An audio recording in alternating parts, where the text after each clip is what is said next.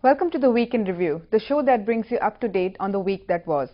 Here are the top stories. The Reserve Bank hikes policy rates for the fifth time in a year. Advanced tax payments increase for some of India's top companies. And the CBI tries to keep Ramalinga Raju behind bars.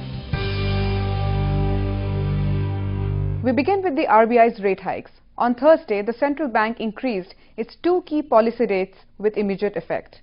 The repo rate, at which the RBI lends to banks, was increased by 25 basis points to 6%. And the reverse repo, which the RBI uses to absorb excess cash, is up a full 50 basis points to 5%. This is the fifth such hike this year, and Indian banks plan to increase rates on consumer loans sometime next month. But while their base rates are expected to go up, prime lending rates may remain the same for the moment. And while the RBI maintained that inflation remained its main concern, there was good news earlier in the week. On Tuesday, the government announced that wholesale inflation for August increased 8.5%. That number was arrived at based on new data.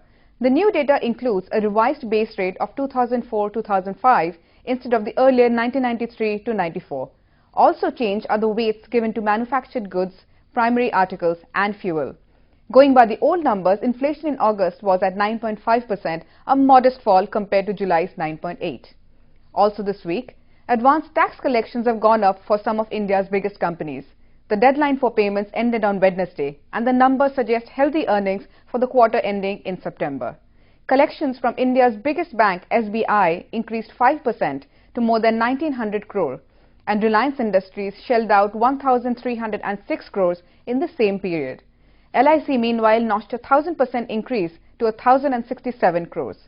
And in other news, the controversy over the 2008 auction for 2G spectrum got more complicated this week. On Monday, the Supreme Court issued a notice to Telecom Minister A. Raja, giving him 10 days to respond to allegations of irregularities. The court also sent notices to the CBI and the Enforcement Directorate. Monday's notices were the result of a public interest litigation filed by lawyer Prashant Bhushan. Among other things, it asked the Supreme Court to oversee the CBI inquiry into the auction. Meanwhile, the CBI is trying to keep Ramalinga Raju behind bars. On Monday, it went to the Supreme Court to challenge his bail. The agency says releasing former Satyam chief will hurt its case against him. The Andhra Pradesh High Court granted Raju bail back in August. The CBI has already challenged the bail of two other top bosses at Satyam, the former CFO V. Srinivas and also Ramalinga's brother B. Ramaraju. Also in corporate, foreign companies are joining the race to grab Paras Pharmaceuticals. Mint has learned the Japanese drug maker Taisho is interested in picking up a controlling stake in the company. At least one other unnamed foreign firm has also shown interest. Taisho joins Indian companies like Piramal Healthcare and Imami that are also eyeing Paras. At present, two private equity firms own 70% of Paras Pharmaceuticals but want to offload their stake for about $700 million. And here are some stories in brief. Operators of the ship MSC Chitra say they will sue the owners of ship MV Khaleejia for damages. Last month, the Khaleejia collided with the Chitra at the entrance to both Jawaharlal Nehru Port Trust and Mumbai Port. The accident caused an oil spill and closures at both ports.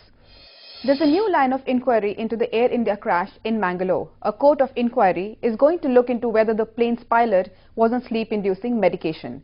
The court has already concluded that the pilot Zlatko Glusica slept for 1 hour and 40 minutes during the flight. Vodafone has taken its dispute with India's income tax authorities to the Supreme Court. On Tuesday, it appealed against the Bombay High Court decision in the case. That decision effectively gave the IT department jurisdiction to levy tax on Vodafone's deal to buy Hutch SR from its Hong Kong-based owners. And finally, smartphone customers get ready to be spoiled for choice. Nokia has unveiled 3 new phones, the E7, an updated version of the C6 and the new C7. Nokia has lost smartphone market share to Apple and BlackBerry in recent times, but it is hoping its latest offerings will take it back to the top. And that's all we have for you. Thanks for watching.